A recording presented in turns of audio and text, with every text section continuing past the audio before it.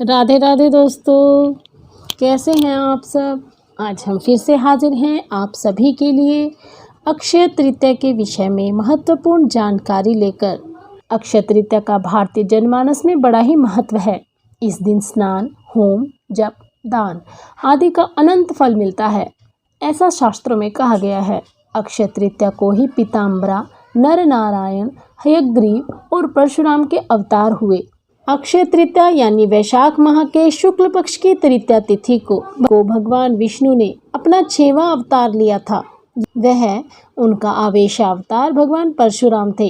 भगवान परशुराम के जन्म के कारण ही अक्षय तृतीया के दिन को परशुराम जयंती भी मनाई जाती है।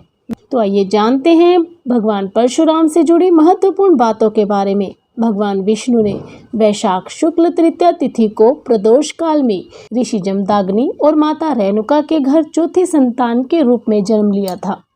परशुराम जी भगवान शिव के परम भक्त थे। उन्होंने अपनी कठोर तपस्या से भगवान भोलेनाथ को प्रसन्न किया था। तब उन्होंने वरदान स्वरूप उनको अपना एक अस्त्र परशु यानी फरसा दिया था। विष्णु पुराण के अनुसार परशुराम जी का मूल नाम राम रखा गया था। परशु धारण करने की वजह से वे परशुराम कहलाए। पौराणिक कथाओं के अनुसार भगवान विष्णु ने परशुराम जी को वरदान दिया था कि त्रेता युग में राम अवतार होने पर वे पृथ्वी पर वास करेंगे और तपस्या में लीन रहेंगे। इस आधार पर कहा जाता है कि परशुराम जी आज भी जीवित हैं। बताया जाता है कि त्रेता युग में भगवान श्री राम ने उनको सुदर्शन चक्र दिया था ताकि वे द्वापर युग में भगवान श्री कृष्ण को दे सकें। फिर द्वापर युग में परशुराम जी ने श्री कृष्ण को उनके गुरुकुल में चक्र सौंप दिया। भगवान परशुराम शस्त्र विद्या में बहुत ही पारंगत थे। उन्होंने भीष्म, द्रोण और कर्ण को शस्त्र विद्या दी थी।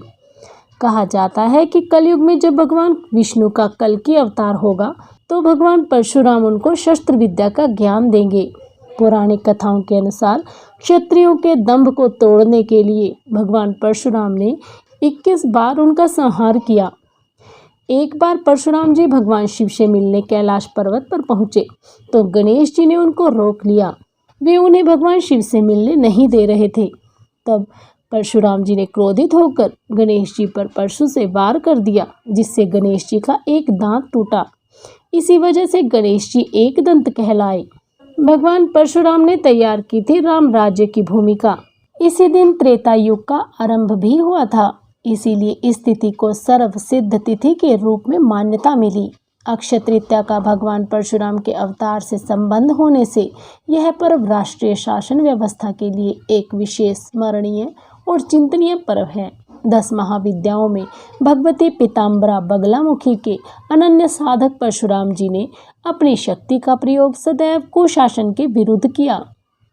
निर्बल और असहाय समाज की रक्षा के लिए उनका कुठार अत्याचारी कुशासकों के लिए वह काल बन चुके थे।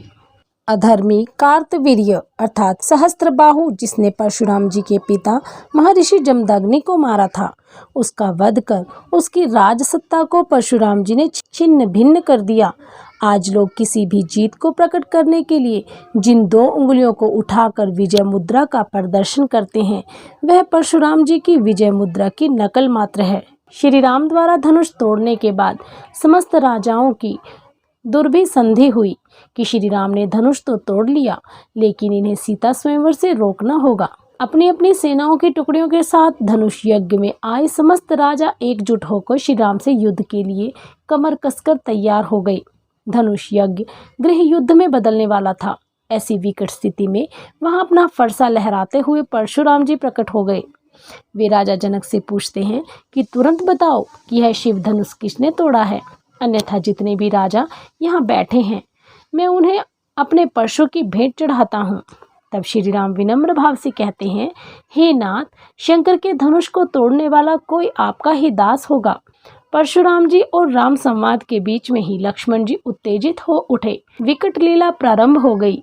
संवाद चलते रहे, लीला आगे बढ़ती रही। परशुराम जी ने श्री राम से कहा, अच्छा मेरे विष्णु धनुष में तीर चढ़ाओ। तीर चढ़ गया। परशुराम जी ने प्रणाम किया और कहा, मेरा कार्य अब पूरा हुआ। आगे का कार्य करने के लिए श्री राम आप आ गए हैं। गृह युद्ध टल गया।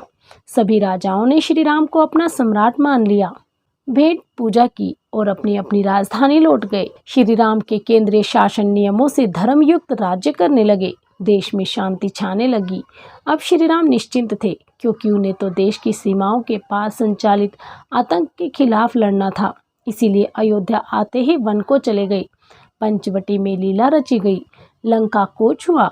रावण का कुशासन समाप्त हुआ। राम राज्य की स्थापना हुई। अतः राम राज्य की भूमिका तैयार करने वाले भगवान परशुराम ही थे। मान्यता है कि भगवान परशुराम का अवतार पृथ्वी पर अन्याय के प्रति न्याय का प्रतिपादन, दुष्टों का नाश और धर्म राज्य की स्थापना करने के लिए हुआ था। मान्यता है कि एक बार जब भगवान परशुराम की माता रेणुका से अनजाने में ही कोई अपराध हो गया, तो उनके पिता ने क्रोधित होकर पहले उनके बड़े भाइयों को उनका वध करने को कहा। जब उनके भाइयों ने इस कार्य के लिए मना कर दिया, तो उन्होंने अपने श्राप से उनकी विचार शक्ति समाप्त कर दी। लेकिन भगवान परशुराम ने पिता की आज्ञा मानते हुए अपनी मां का सिर काट दिया। आज्ञाकारी पुत्र परशुराम से प्रसन्न होकर महर्षि जमदग्नि ने जब उनसे वर मांगने को कहा, तो उन्होंने 3 वर मांगे, जिसमें पहला मां को जीवित करने का, दूसरा बड़े भाइयों को ठीक करने का, तीसरा अपने लिए जीवन में कभी भी पराजय न होने का आशीर्वाद मांगा। भगवान परशुराम को चिरंजीवी माना जाता है। मान्यता है कि यह प्रत्येक युग में मौजूद हैं और वर्तमान कलयुग में भगवान विष्णु के होने वाले कल्कि अवतार को शस्त्र की शिक्षा भी भगवान परशुराम ही देंगे। भगवान परशुराम को न्याय का देवता माना जाता है। अक्षय तृतीया या फिर कहीं परशुराम जयंती के दिन श्रद्धा भाव के साथ भगवान परशुराम का सुमिरन पूजन करने से अक्षय फल की प्राप्ति होती है। परशुराम गायत्री मंत्र कुछ इस प्रकार से है। ओम जमदग्नाय विद्महे महावीराय धीमहि तन्नः परशुरामः प्रचोदयात्। बोलिए परशुराम भगवान की जय। अक्षय तृतीया को अत्यंत ही पुण्यदायी तिथि माना जाता है। सभी शुभ व मांगलिक कार्यों के लिए यह तिथि उत्तम मानी जाती है। तो कैसी लगी आपको हमारे द्वारा दी गई जानकारी? हमें कमेंट बॉक्स में कमेंट करके अवश्य बताइएगा। यदि आपको कहानी पसंद आई हो तो हमारी वीडियो को लाइक अवश्य करें। और भी ऐसी ही धार्मिक कहानियाँ और उनसे जुड़ी जानकारियाँ प्राप्त करने के लिए हमारे चैनल को सब्सक्राइब करना ना भूलें। हमारी सभी वीडियो की अपडेट आपको प्राप्त होती रहे, इसलिए बेल आइकन अवश्य दबाएं और हमारे द्वारा दी गई जानकारियों और कथाओं को आगे शेयर कर हमारा उत्साह अवश्य बढ़ाएं। बहुत बहुत धन्यवाद।